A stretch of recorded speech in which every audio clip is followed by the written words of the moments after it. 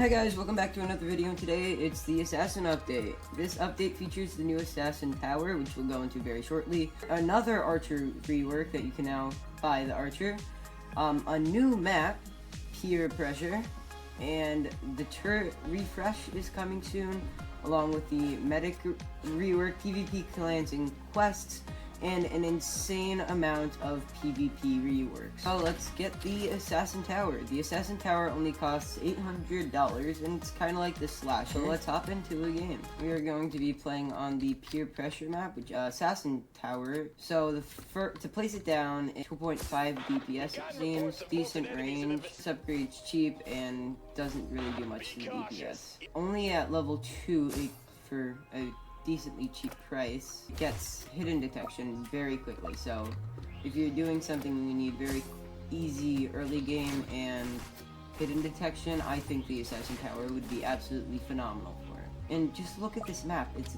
big, it's amazing, it looks great. Alright, now we got some heavy enemies. Let's see how the Assassin handles it. Oh, look at that. That's the Whirlwind. Triggers on every third attack. Range is 6, damage is 8. Actually seems really good. Upgraded blades makes the damage even higher, and it's a really cheap tower too. Oh, they're not great against high damage enemies. That's not good. It seems like they work really well against like big groups of weaker enemies or just weaker enemies in general. Get one upgraded to Black Ops, which means they get a Whirlwind Slash, just gets upgraded. And then they get Fan of Knives, which throws 3 knives in a fan shape at enemies, triggers on every 150 damage dealt. So the more damage they do, the more it goes. The damage is okay, but they do pierce, so it's 75 damage total times 3. It's a lot of damage. They do seem to be a very, very good early game option, but struggle a lot in the mid game to late game because, like, you know, they're an intermediate tower, not a better tower, so they probably only will work for your first few waves, and then past that you probably want a tower like Minigun or something. We're not going to be able to tank him.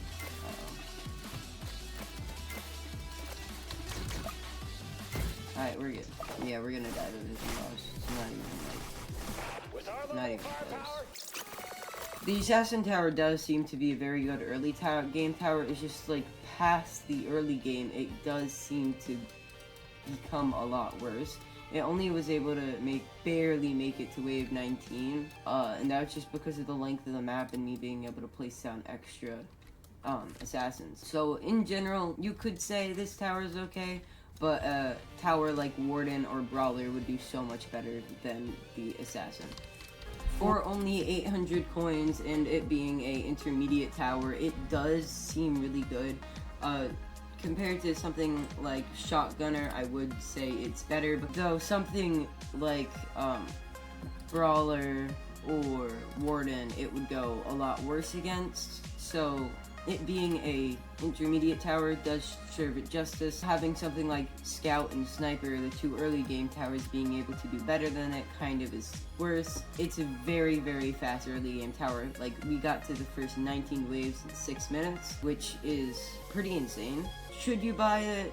It's up to you. It's a okay tower.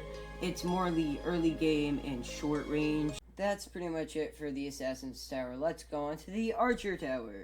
So now the Archer Tower, which we have fire arrows, stun arrows, and explosion arrows. And it did get reworked again, so let's see how it fares. We are going to be using the same map just to try to keep it even. It have exactly enough money to place it if you're in the group at the start of the game. It has a fairly slow firing rate and 4 damage, but it does have piercing of 2.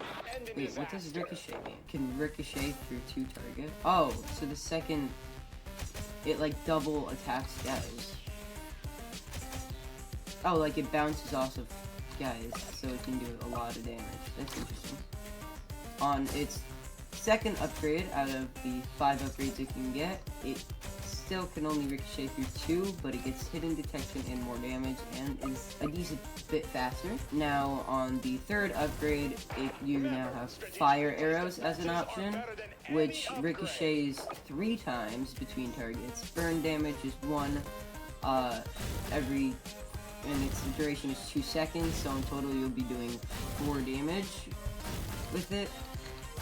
But if you just look at it, you can see that insane damage. It kind of like just goes through all of them and like does seem to hit again.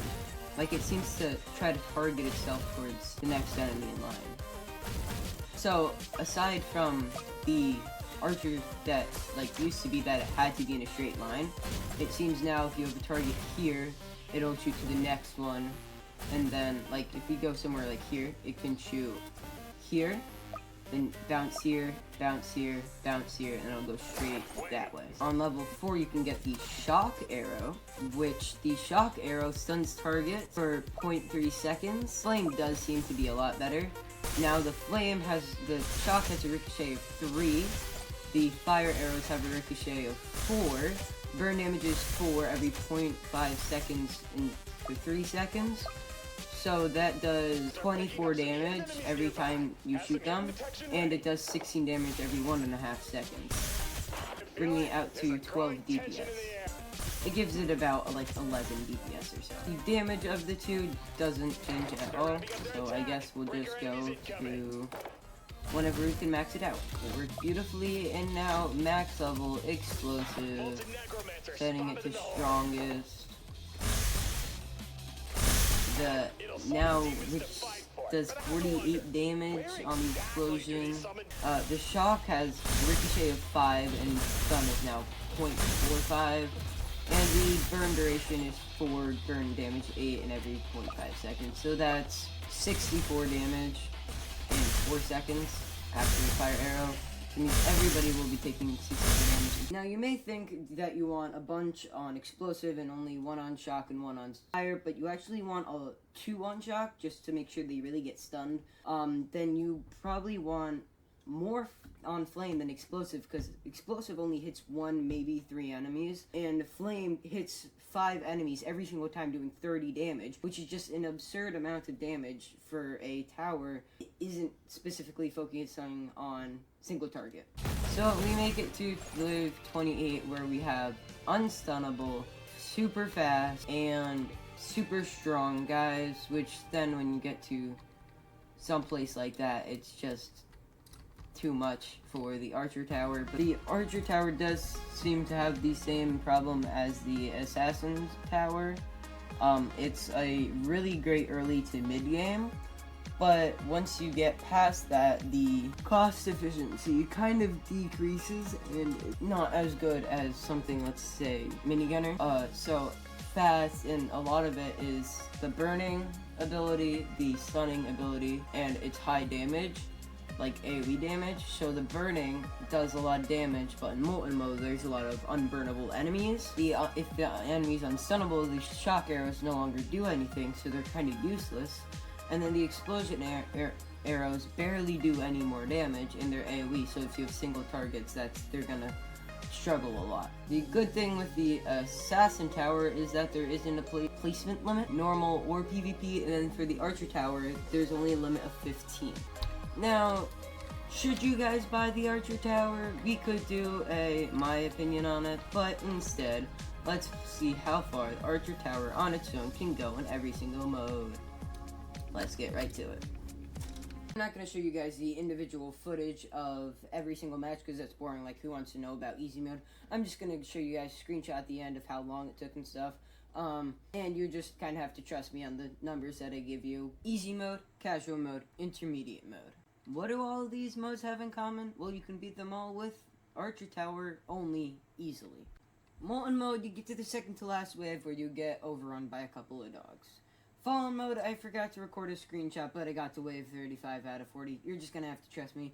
Fallen Honor Guard is very, very difficult to beat. Pizza Party and Badlands 2 are pretty uneventful. It's just I died on wave 26 for Pizza Party and wave 15 for Badlands 2.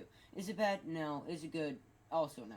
I did 3 matches of Polluted Wastelands, and I accidentally forgot to record or take any screenshots. So then I did a 4th round, which then I got 13 waves farther than the 1st, 2nd, and 3rd round. Like, how is that even possible? Now we have hardcore.